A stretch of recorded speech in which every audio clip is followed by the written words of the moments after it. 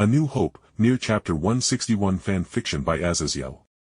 Please subscribe to this YouTube channel for listening and patreon.com/Azazyel to read all of his stories.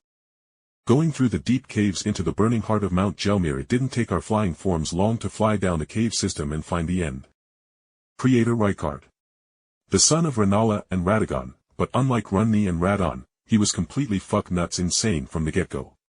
Completely idolizing the Golden Order at first, he went with his father in campaigns and battles to bring the Golden Order to the world of the lands between.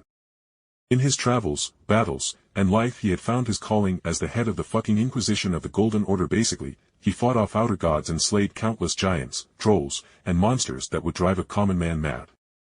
He was already mad though. No kindness could be found in Preator Rykard, whose greatest skill lay in torture, causing despair, and mass slaughter beyond even what Malenia could bring about. Besides Malenia, who killed Caleb, giving it super AIDS in the Scarlet Rot and in turn probably ruining this world in the future as the rot continued to spread. Humanity itself broke into madness when the shattering occurred and the many armies used Mount Gelmir as a battlefield. A battlefield in which Preator Rykard used all his talents, all his skills to lay low each demigod, each hero, every single person that fought on those terrible mountains that were Mount Gelmir. Shuddered at the memory of haunting screeches as terrible revenants would crawl out from their very shadows and tear them apart into literal piles of steaming gore. Not fucking much Malenia can do when Rykard makes Mount Gelmir explode and coat her ass in lava, now can she? But in the pursuit of his own personal power, he turned to another outer god's essence in the all-devouring serpent. And with his great rune of devouring, he was devoured by the serpent god and took control over it with his insanity and great rune enhanced will, allowing him to devour the ego of the serpent god. Rykard's room was utterly massive, with thin streams of molten red stone beneath our feet crisscrossing across its levels and with several dozen, 15-meter wide massive chandeliers hanging from the top of the massive cave to provide soft light within the cave. As A2 and I entered the room, I brought down the platform to land. I took in my surroundings. A dozen meters away from us was what I sought. A huge spear was stabbed into the ground by a burnt black figure that was all but stone with how he had been burnt so severely and killed all but instantly. Walking over to the spear, I gently took the serpent hunter from his previous owner and I said softly, "I will take it from here, buddy. You watch on and I got this," I said, giving a nod to the burned figure, and I felt the divinity within the spear roar to life as it sensed the serpent god in front of me.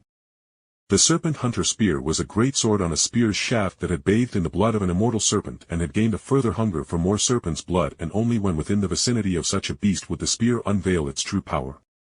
I took a deep breath as I felt the wind surrounding me seemingly drinking my mana, and A2 gave a slight hum as I walked over the crack and partly molten ground with tear-like streams of lava running through the creases of the floor. A loud hiss rang out as I approached the massive curled-up form and I said calmly, "Die."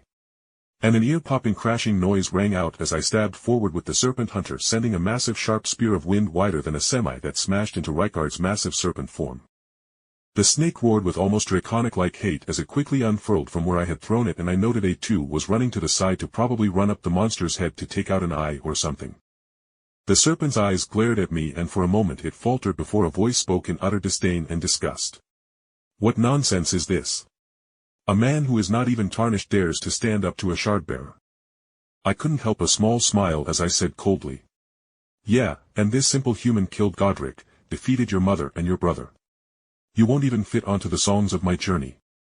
As Rykard turned its serpent head to properly look upon me with his face imprinted on the lower part of the snake's underside just below its head, I struck again, as with the serpent hunter carving a large gash through it before I said coldly, "You are not a challenge to me, Rykard, and the simple reason is, I am the bigger monster."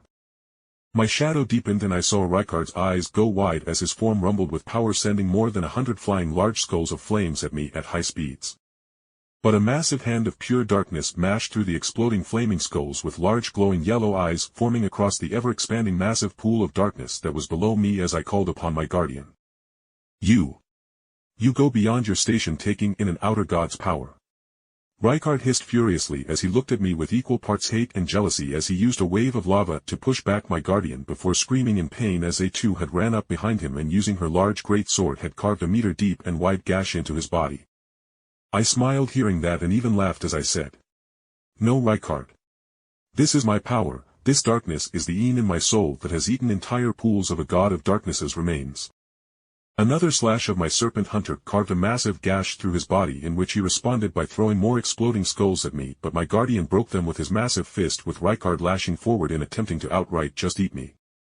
But a mountain-shaking rumble rang out as my guardian smashed both of its fists down in a hammerhead blow onto Rykard's head, and lava splurted up from the shattered ground as the force of the blow made the volcano rumble with a warning.